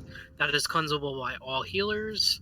You need to go into your interface editor and make sure that you can see things that aren't cleansable and things of the sort, because if you don't, it doesn't show up for some reason. But yeah, it's cleansable, and it doesn't. Only one dot should be out at a time, so it doesn't matter if both healers go for the cleanse or not. Just get it cleansed, because it does do a substantial amount of damage. So why we're stacking is there is an ability called it's not corruption mine. It begins with a C. But there's Concussion. concussion, thank you. So concussion mine goes out, and it goes out on the person that is the farthest away from the group. Which is why in Nightmare you'll see snipers, mercs, and sorks standing out because there are 2 in Nightmare. But in hard mode there's only 1. So instead of playing, musical mine and deciding, who's going to get it this time, we're all just going to stack together so that way it is instantly cleansed the minute it goes out. Because the longer the concussion mine is out, it does raid-wide AoE damage, and the longer it's out, the more damage it does. So that's why we all stack. Melee, ranged, healers, tanks, we all stack in the same group and in the same spot, so that way we can cleanse the concussion mine as fast as possible and not have that big AoE damage go out. Kagi, talk to me a little bit about playing melee on Corruptor Zero and some of the things you have to look out for. This one's a little bit not as easy as Grob'Thok. We're gonna be as melee, especially as a Juggernaut. You have your interrupt that people are gonna expect you to do on the gold ad first. You're stacking. You're behind the boss. You're following everybody. You need to make sure you're LOSing with the group. The big thing is switching over and finding that gold ad and getting the first interrupt, killing it, and then switching back to the boss. As a Juggernaut, getting out of the red circle is actually really easy because your mad dash is almost always up. In addition to that, as soon as you get out of the red circle, make sure you jump so that your character's position is reset on the server side. There's been plenty of times when I was progging this, I wouldn't jump and I'd be 2 or 3 meters out of the red circle. Once you've done that and you're very comfortable with this fight, you can do an additional step. If there is somebody in the group who does not make it out of the red circle, you can intercede to them while they're being lifted in the air. And when you intercede to somebody, it gives them a 20% damage reduction. And you can definitely tell the difference between when you intercede to somebody and when you don't intercede to somebody who got caught in the anti-gravity field. As you do need to be cautious as to not intercede to a tank because they will lose aggro and the boss will go wild. So that is one thing. If you want to intercede to a tank who missed it, you make sure you call that out so that the tank knows it and either knows how to taunt back or have the other tank taunt it. Preferably intercede to healers so that they don't have to worry about it. But if anybody misses it, just pick somebody to intercede to, click on the raid frame, intercede to them, get back on boss, because you're not going to be able to hit the boss anyway. It's 1 GCD and it helps out your raid a lot, so it's just very useful. Well, thank you for that, Kagi. One thing I did forget to mention is that there's also going to be a ability where there's going to be small red circles underneath you. You want to spread out for that, but at the same time not spread out so far that the mines will randomly can't be cleansed quickly enough. As a Juggernaut, you can also hit reflect for those. You won't be doing any damage to the boss, but it will not do any damage to you. So you want to spread out for those and then stack immediately back in after those that round of mines goes out. As a ranged DPS, we're just going to stack. That's all we're going to do. We're just going to stack. We're going to take care of the ads. And we're going to get out when the boss does the gravity vortex. So once again, range really have a pretty easy job. We're going to be more heavily focused on the ads, including the repair droid, because we can reach those. As a sniper, I can diversion the ads, which is really, really helpful. The ballistic shield is also good for the AoEs. So that, as a sniper / gunslinger, really that is going to require just situational awareness, knowing how the rate is. Do I need to pop this cooldown to see, are we taking a whole bunch of damage, etc., etc. So it's a lot of keeping an eye on your fellow raiders, seeing if the healers need help, seeing if the tanks need help, diversioning the ads because they do immediately focus on healers, is really good for keeping your healers protected. But generally, we've got it pretty easy. Yes, it is. All right, so we are going to go ahead and ready check this bad boy up. Caps lock OP, please nerf.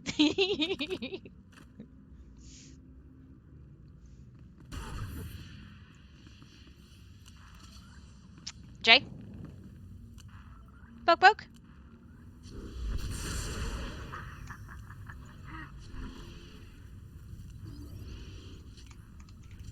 Hashtag asleep.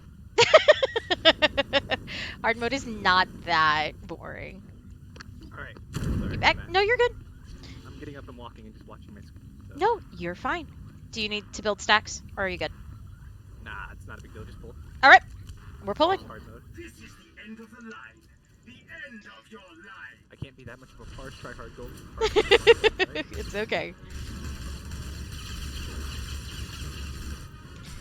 So once again, we're just gonna AoE everything down as much as we can. But once the ads in the middle are pretty much done or start, getting lower, you want to go ahead and get ready to move to where your group is going to stack. We're gonna stack here. Concussion mine has gone out, but is immediately cleansed because we're all already on the group. Go ahead, Faz. Alright, so these are going to be the ranged ads, so we're going to go ahead and move around the corner.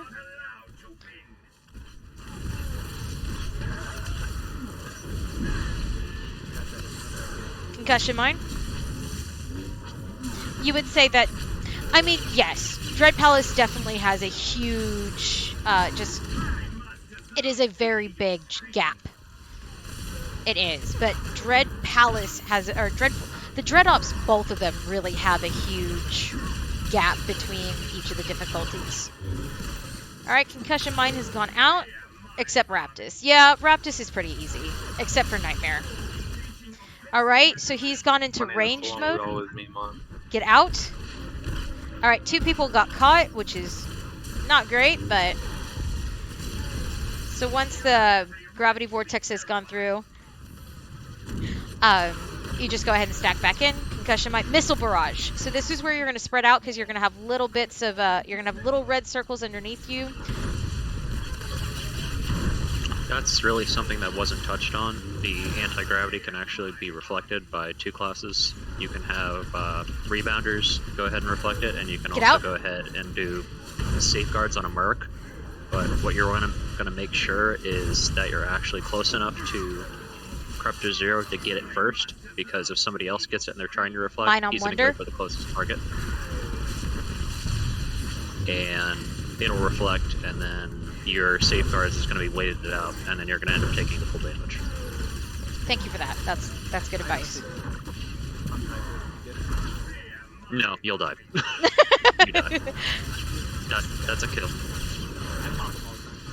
Mine? No, what I'm saying is if you pop Hydras and he tries to shoot you away from him, you'll die. It's good with Safeguards. You get like 4 hits in there. That's true.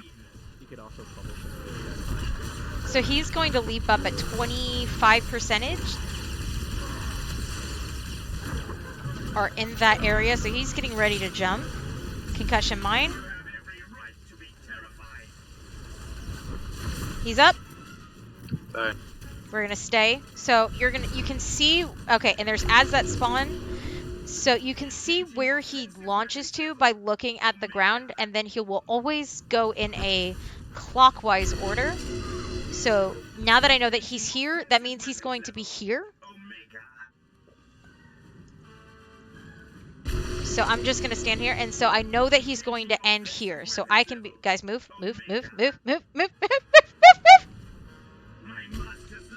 Or don't, that's fine. So, and then in burn phase, nothing special. Just Stack challenge. Stack challenge! No, just kill it dead. Stack challenge. Stack challenge on it. Yes, go. Go, go, go. Drop Well it. then, taunt. All right, go.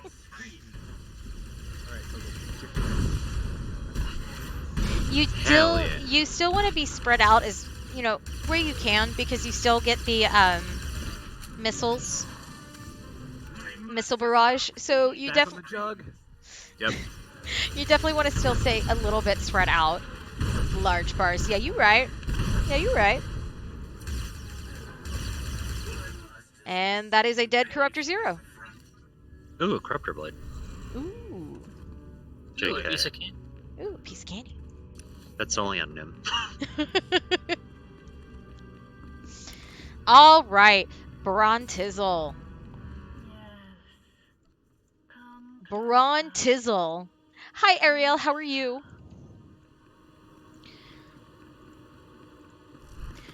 So, lots of changes from story mode to hard mode for Brontes.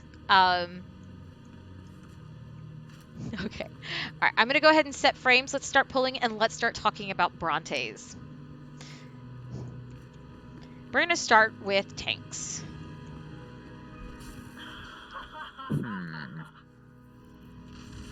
How to explain? What happens in hard mode? What does happen in hard mode, guys? I don't even know. I think there's a boss. Is there? I Fish, you like the frames? Is there a knockback in hard mode? No. So basically, There's like, not. the differences between hard mode and is that bones are burned, hands don't actually do anything. Like, there's Yeah. no orb to burn, your hands don't actually do anything, they don't slam, there's no nothing for the final burn, but the phase for Six Finger phase, you do the same thing. Like, you have to knock out the orbs and all that stuff. So basically, the hard mode differences is to them it's just what happens in the final burn phase. Or the burn phase. That is true. So the biggest differences are mostly in final burn. There also is the hands in the first phase will attune. So there is a debuff that comes from the hand slamming. So that's a big thing we want to talk about. You also have to do orbs. Yep, the orbs that spawn during See ya, wonder. Kephis. Yeah, Kephis doesn't die, like, in 4 seconds. Yeah, 4 GCDs. Where am I? And you actually have to kill the robots in clock Yeah, phase. you absolutely have to kill the robots in clock phase. Otherwise, they will zero sum kill you. Shrouded. True. Talk to me about attuning and how you tank the attuning hands. Yeah, go ahead. Honestly, it's really weird on hard mode. It's easier in Nightmare. Well, for one thing, I know that the hands go to static spot in hard mode. So, the way that we're gonna do it is I'll start on right, Zab will start on left. DPS will burn the right one. It should attune to me. Why don't we just do it like night? We'll do it like Nightmare. Forget hard mode. So, what we're gonna do is we're gonna start on the right one. We're gonna burn that one. It'll attune to me. And just FYI, the mechanic of attuning, the hand slams will give you a little debuff. Looks like a spine or something, a spike. And if you have that debuff when he attunes, then it'll give you the attune debuff. So if you slam a DPS with the regular slam before it attunes, and if you get the attunement debuff from that same initial slam debuff, then they have it too, and it's imperative you don't slam them again on the swap. That's something that shouldn't happen at all. You don't ever want to slam DPS or healers. It's just imperative if you do end up giving them the attune debuff that you don't do it. So we're going to start here on tank marker. That's where the hand's going to spawn. Thank you, whoever put them down. These are going to be over the 2 hands. So we'll start on it at 79%. Is when it attunes the first time. So it'll attune to me. It'll go over to where, so the DPS marker is going to be the second spot. And that's where the hand will go. Zab, while he's on other tank marker on the left will pick up the DPS marker hand when it comes over. And in so doing, he's able to tank it without taking excess damage from attune, while I pick up his. Actually, no, you can just hold both. That's how we'll do it. So he'll hold both because he won't be attuned to either. And then the DPS marker one, again, should attune to him. Given that it's hard mode in our DPS, I will still have the attunement debuff. So then it'll come over to where heal marker is. And in this phase, the hands deal white damage, whereas they don't in any other phase. So cooldowns like Deflection and Saber Ward and Explosive Fuel Oil Slick are how you deal with getting attuned. Your next best bet is heavy damage reducing ones like Energy Shield, Overcharge, and Invincible. So the hand will come over to heal marker. I'll probably still be attuned, so I'll use my Explosive Fuel and Oil Slick for that, and ideally take no damage from the attuned slams. And then we'll do the same thing with Zab's hand over here on left. So it'll get pushed to 79%. It'll come over here to DPS marker. Once it gets to 58%, it'll go over to heal marker. So when it's on DPS marker, I'll have it. When it's on heal marker, Zap will have it. And the idea there is that the tank who isn't attuned to that hand, or who has, a few seconds left on his attunement in this case, is the one tanking it, so they're not taking one-shot capable damage. And that'll happen all of first phase in hard mode. And then second phase, we have reaches. Third phase, tanking. So she does Arcing Assault. That's her big thing. And Arcing Assault gives you a stack per tick. It's a 4-second channel. And each stack increases the damage you take from all sources, not just her. So the way to do this is, if you have a Sin tank, they can hold Brontes the entire time. So the way they do that is they take Arcing Assault to 4 stack, and then the next Arcing Assault, they'll take it, but they'll use Shroud for it, so they don't build any additional stacks because they'll resist it. And then they'll take another Arcing Assault, and they'll again build up to 4 stacks. And then for the next one, they will Stealth Shroud it, and in so doing, they will either have the Stealth Shroud that resists it, or the act of stealthing out will interrupt the Arcing Assault to begin with. So either way, she doesn't build any additional stacks. So when you are taking the 4 stacks out of Shroud, you want to use Force Speed for that, with the Phasing Phantasm talent. With the Phasing Phantasm talent, right, you want to use Force Speed right before the second tick is applied. That way you'll have it for second, third, and fourth tick. So it's going to look like Force Speed, Force Shroud, Force Speed, Stealth Out Shroud, Force Speed.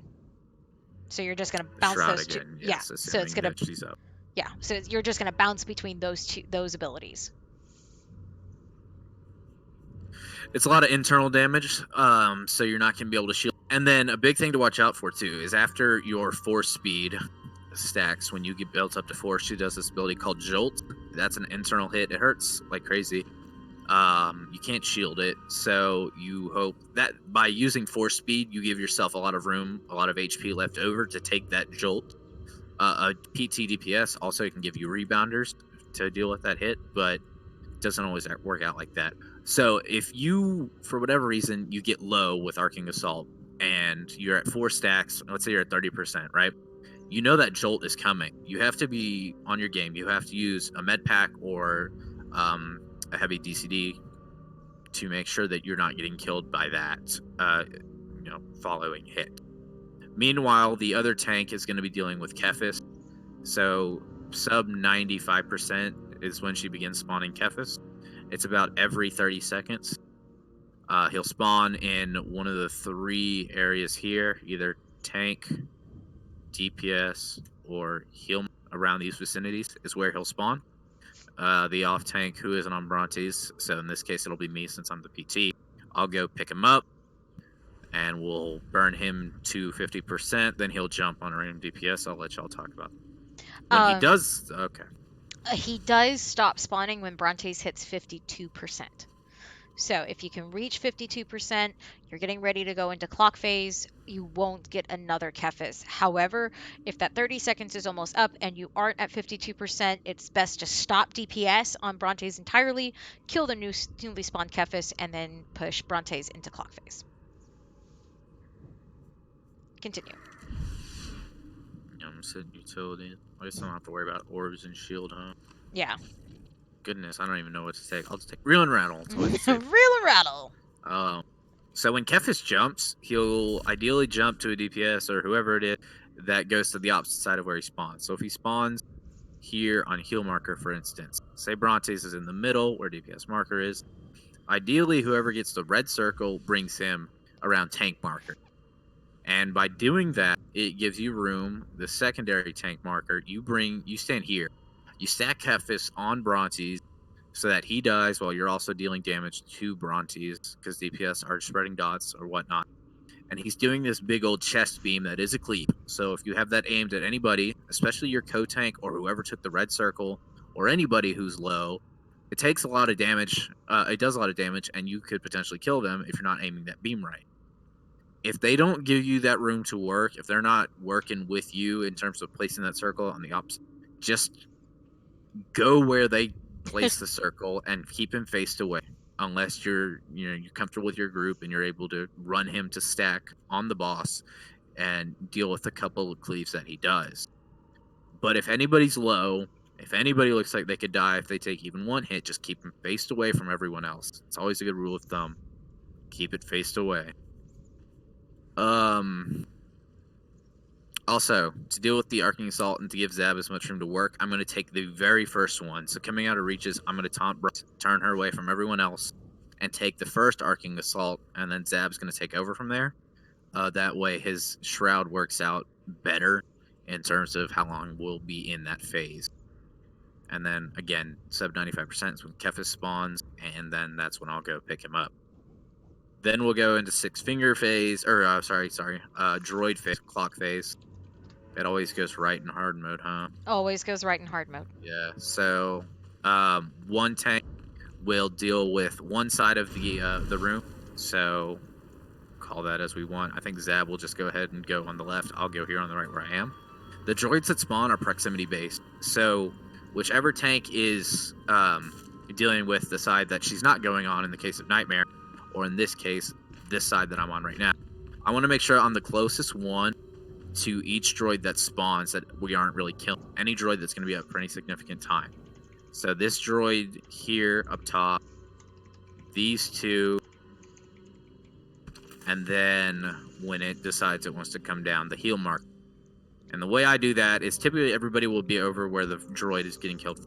So standing like right here, for instance, or maybe even a little closer, puts me in a good spot to get aggro on the first three here. And then I get closer to the heal marker one, I run down here, and that picks up aggro on the bottom droid as well. And then I'm holding all four. And then I go help DPS. If you're not the one who gets initial aggro based on proximity, just taunt them. Make sure they're not wrecking your healers. What is going on?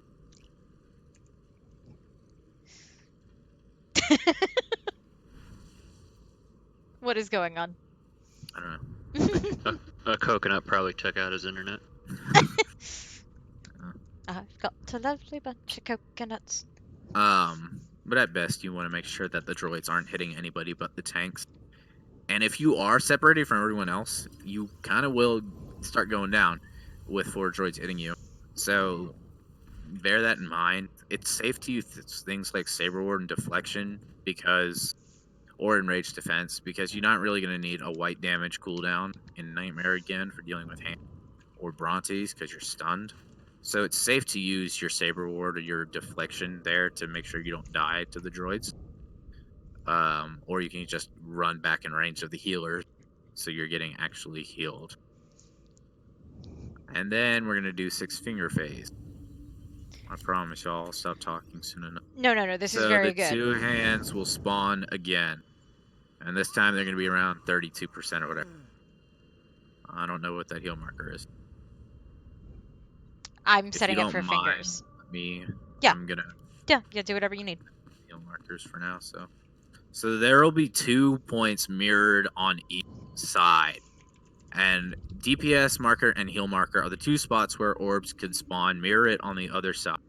So each tank with their hand has the responsibility for aiming the cleave. It's a telegraph big cone and they have the responsibility of turning the hand to slam whichever or whichever corner the orbs are coming out of. So the way I deal with it is I face one side. So let's say I'm standing right here, Vass. Make sure you watching. getting this? Yep. Following me, camera guy? I'm following you, camera guy. So for instance, let's say I'm starting here and I'm picking up the hand. I'm watching where DPS marker is, and based on the timing of the orbs, it's every, I think, 5 seconds, 6 seconds or so. So I know that if the orb does not spawn there when the timing, when the orb spawns, if it's not where DPS marker is, I know that it's in heal marker instead, so I'm good to keep it faced this way. If I see it spawn in the corner that I am not facing the cleave, then I turn it. And in so doing, you want to make sure that you run a tight route so that the hand moves as fast as possible. If you run in like an arc, the hand turns slower, obviously. So if you're like right next to it, you could flip its direction with just a couple steps. The further you are, the more you have to run to turn it. Now, orbs don't spawn in this phase in hard mode. What do you mean? Oh, I think they do. I could be wrong. I haven't done hard mode Brontes in a while. I think they only spawn during Kefis, but I could be. No, I think you're right. No, you're right. You're right. I'm done. Ignore me. Right. Ignore me. I'm done. Moving on. So again, that's the way you deal with it. You look at the corner that, you look at the corner where you're not facing the cleave, and then that's how you can tell, okay, I keep it faced this way or I need to turn it. There will be occasions where the orb spawn too late for you to slam it with the current slam that you're taking, and that's fine. You can easily slam up to 2 orbs with 1 slam anyway, but the timing should work out to where you don't get behind like that. So let's say I'm facing right here, again, aim towards heal marker. The slam has 3.5 seconds left, and then it just spawns in DPS mark. It's okay. It's not going to kill you. Don't make a mistake and try and run a tight route only to cleave everybody in 6 finger because you think, oh my god, I have to get that orb. You don't. You have enough time. So the slam will happen, and you'll turn around and you'll face it to slam that orb anyway. It will work out. And in the event that an orb gets through or it's missed or whatever, just call out the person that it's on, so that way the person it's tethered to can watch out and take care of the orb if need be. You can, snipers and gunslingers can use evasion, jugs can use mad dash, warriors can use mad dash, marauders can use force camo. Well, not force camo, right? It's mad dash and undying rage. Welcome back, Zed. Saber reflect for jugs. Mercs can Mercs use your reflect for orbs? Kirby? Yes. Yes. All right. PTs, PT DPS are kind of SOL. Yeah. That one you have to wait till it gets. So okay. So let's talk a little bit about orbs itself. Brontes are going to spawn these little white orbs, and they are going to tether to a player. They're going to deal damage to that player and grow in stacks. You want to pop them or run into them. You want to run into the orb and pop them when they are between 16 to 18 stacks. 17 is your sweet spot. 17 is your sweet spot, but sometimes it doesn't happen. You definitely do not want to go to 20 stacks, because when an orb reaches 20 stacks, it explodes on its own, and it's going to deal massive wave ride AoE damage to everyone in the group. In burn phase especially, that is a lot of ways people die. In Nightmare is a 20 stack orb got through and exploded, and we had a lot of stacks of supremacy, and we exploded.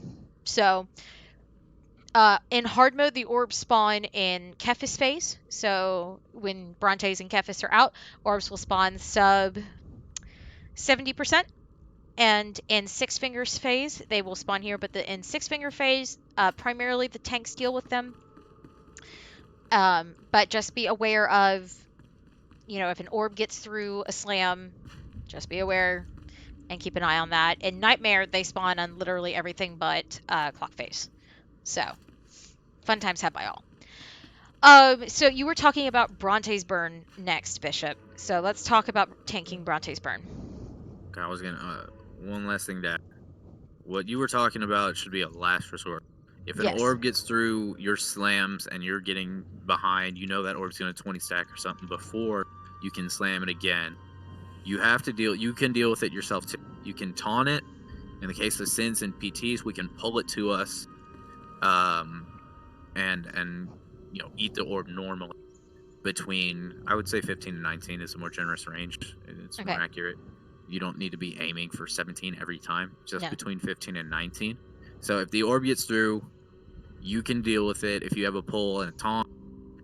If not, you have always got to call out, though. If an orb is not being dealt with by you, call out who it's on, where it's from, and how many stacks it's on, so people know what is going on. So what's an example of you having to call out for somebody to take care of their orb? If I die. So Well, like, how would you call that out? Like, how would you so call out? I'll call out, like in burn, for instance. So let's just go ahead and say, no, let's use this example, okay? So heal marker is what I refer to as bottom right.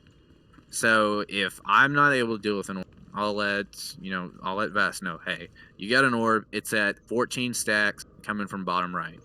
And then I Okay, can take that information, find where that orb is coming from, see where, and then pop evasion or roll, get to it, and pop it before it deals its 20 stack damage to the group. Exactly. So you do not let an orb, you got to keep track of every single orb that you are charged with as a tank. If that's by eating it yourself, slamming it, or calling out who it's on, worst thing you can do is not deal with it at all.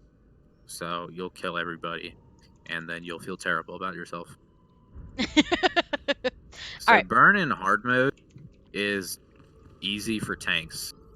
The best way to do it is like with any burn where we're on the ball, and that's a 3 taunt rotation followed by a 3 taunt rotation by your co-tank, and assuming you're not able to do it again, alternate single taunts, and then again when you have the ability to do a 3 taunt rotation again, do it. Call out, hey, I'll do 3 on this one, or hey, I can only get 1 here, and then you're up.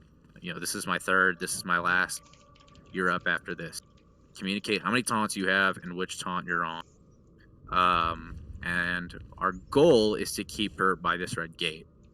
So we'll have our backs facing towards the red so that she's not throwing us all over the place. She'll pick us up, stun us, and throw us based on where she's facing and where our back is facing. So the way we'll enter burn is she'll be about here in the middle.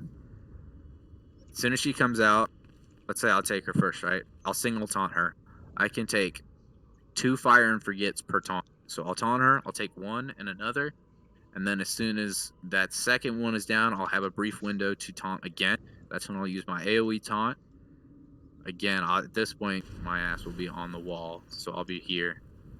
And then that second taunt will wear down after the 4th fire and forget.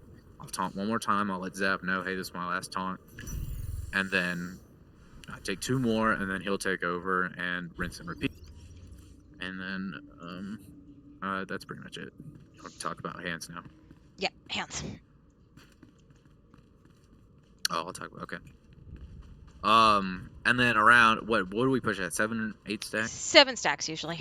7, 8, depending on where she is in burn.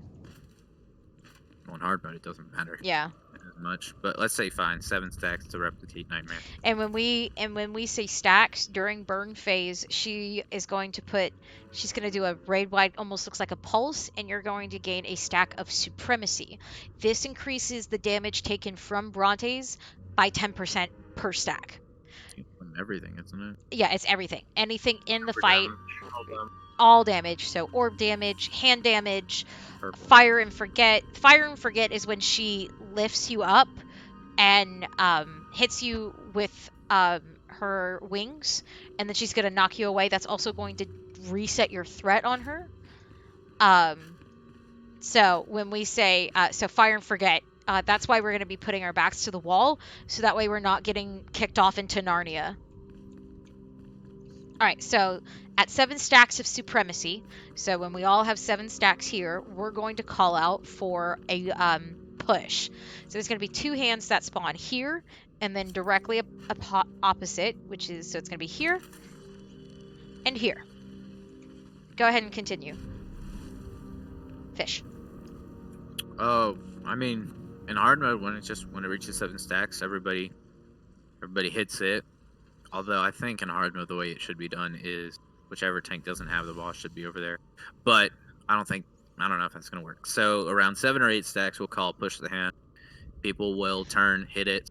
We want it pushed to, I don't know the health value in AFK or in hard mode.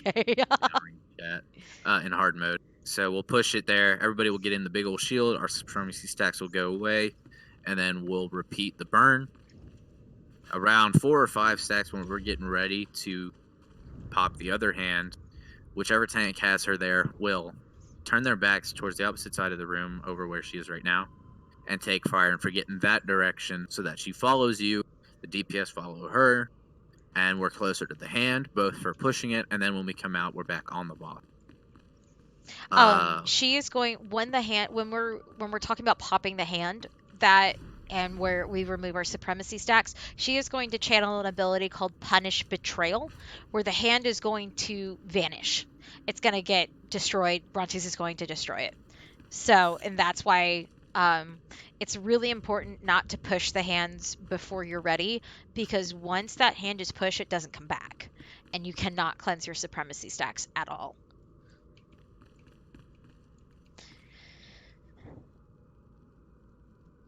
So I think that's it for tanking. It sounds like a lot, and it sounds like a lot of things to think about, but it's honestly, it's very, very similar. It's a lot of niche mechanical, how to make things easier. Brontes in hard mode is not that hard. It's really not.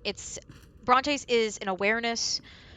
It's an everything check. It's an all-over check. It's awareness, it's coordination, it's communication, it's a DPS check, it's a heal check, it's a tank check. So, all right.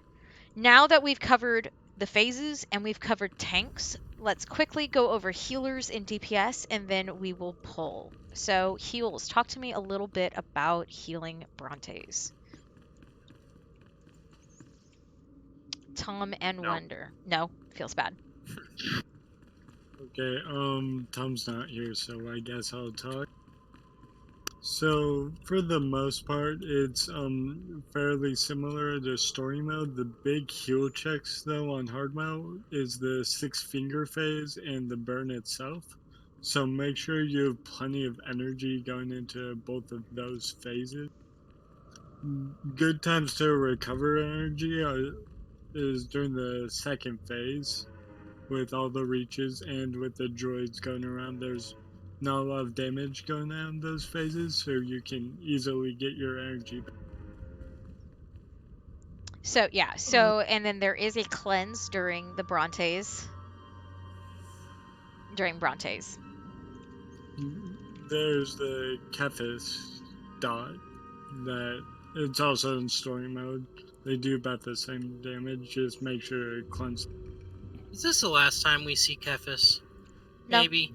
I don't know. Maybe Never. Maybe he will return in Duxon. I really, really wanted Revan in Temple of Sacrifice to be Cephas, but my dreams were shattered. Oof. I know, right? I'm assuming we're at healers because I heard Wonder talking. Yes. So in the interface editor, you have to go to your items, scroll all the way down, and make sure show only removable debuffs isn't checked, or else you will not see the debuff to cleanse during Cephas phase. If you as a person, like, you're not healing, you're a DPS, you see the dot go out and it never gets cleansed by your healers, it's because they have that checked. Because what this does is basically it shows all the debuffs that you can't cleanse. So, like the raid buff debuffs and various other things of that nature, you want to make sure it's not checked, because or else you won't be able to see nanites. And nanites looks like recuperative nanotech for an operative healer. So it's a small green icon debuff. Once it gets to 4 stacks, it will kill the person it's on. So you definitely want to make sure it's cleansed before 4 stacks. Kagi, talk to me a little bit about playing melee on Brontes. Lots of movement.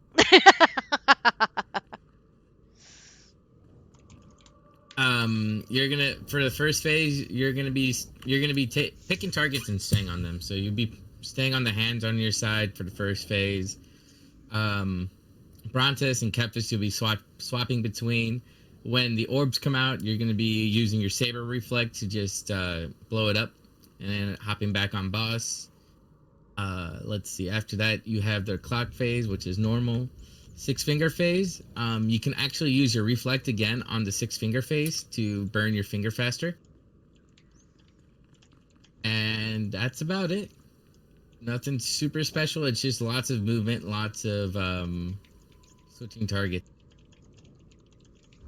Okay, what about Brontes Burn? Playing melee in Brontes Burn.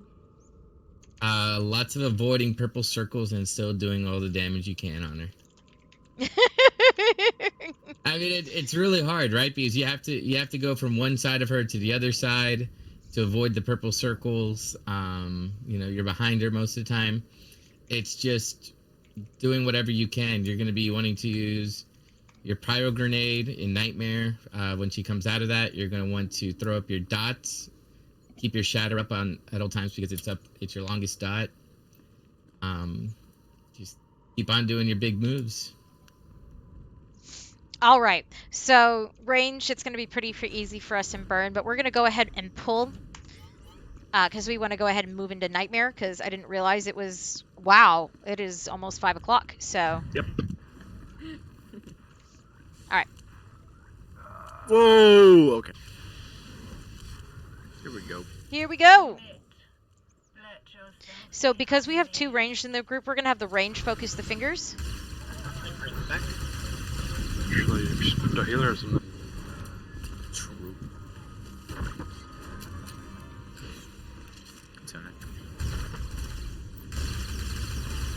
I lied. Oh, shame. So one of the things I want to point out as a sniper in Brontes Burn, I'm taking a talent called Defensive Safeguards. It allows... Thank you for putting this hand. Good job. You're welcome. Very cool. Take that one. So as a sniper / gunslinger, you want to take defensive safeguards for Burn because that means whenever you're inside your shield, she's not going to be able to throw you out of the shield. So you'll still get the fire and forget, but you won't get the knockback associated with it. So you'll be able to sit in your shield, be okay, have that damage reduction going off, and be okay. The biggest thing you have to worry about is whether or not a purple circle spawns under you during your fire and forget. All right, reaches. I'm free to move. Yay! Watch out, Jay. Another trick during reaches, especially in Nightmare, as a sniper, what you can do is you can sit down and click Hunker Down or Entrench, and it will negate the slow that comes from the reaches in Nightmare. Yes, I do play Imp primarily these days. I do love Repside, though. I love Sages and stuff like that. Sages and Gunslingers are fun. Alright, Kefis. You cannot interrupt Kefis during his charge, unlike in Story Mode. Because we have 2 range, once again, we're going to go ahead and have the range stay on Kefis, and... Thank you, very cool. Fucking, I guess he doesn't leave. No, he doesn't leap in Story Mode, or in Hard Mode. Sure, still cleaves. He cleaves, Well, but I he was doesn't... expecting him to leap, so I was getting back here.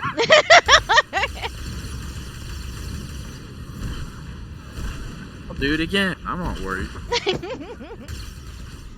I won't die. Oh, you don't have any stack. Stack challenge? Melee, stay on Brontes, please. Okay. Alright, orbs are going to be spawning now. So first orb is on me.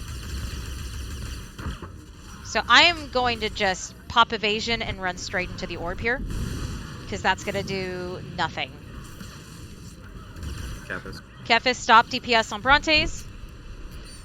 Everyone's going to hard swap over to Kefis. She goes right. So, in hard mode. So we're just going to kill... You have to kill the droids in hard mode and in Nightmare.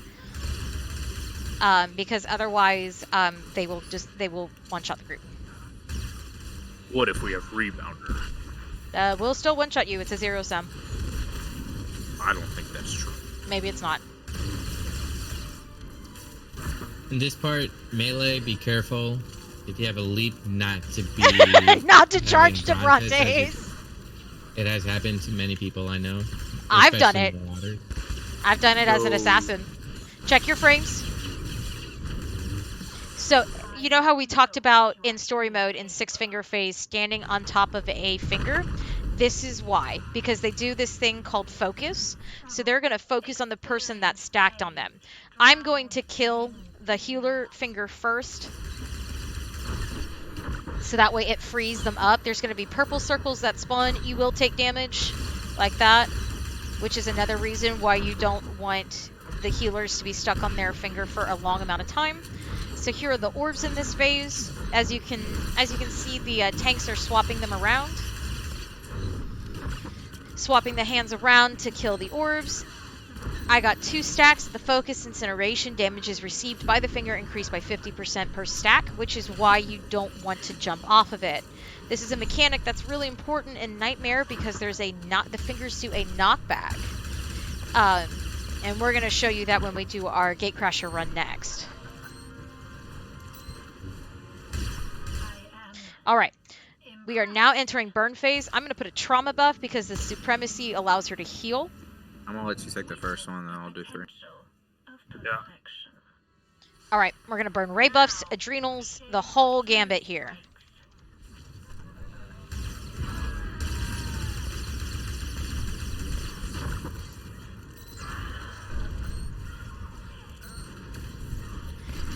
At 4 stacks of supremacy, I am going to place a shield right here where the group is.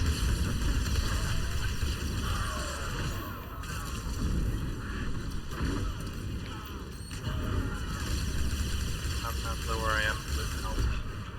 We are at 6 stacks, 7. Go ahead and pop the hand. Holy shit. Rez. I lagged out. It's okay. Get him up. Wow, she is inside the shield. I'll do 3 again. Alright. She's going to be on me first. Oh, nope, just kidding. Man, and Flexeus. Flexeus. I want to get punted the other way. Sure.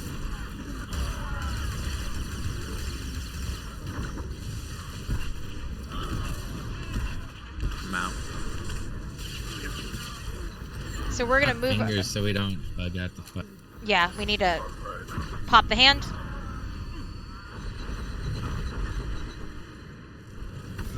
We're going to clear our supremacy stacks. Oh, wow, she's at 1%. Yikes. Oops. That didn't work. One was not strong enough. And that is hard mode.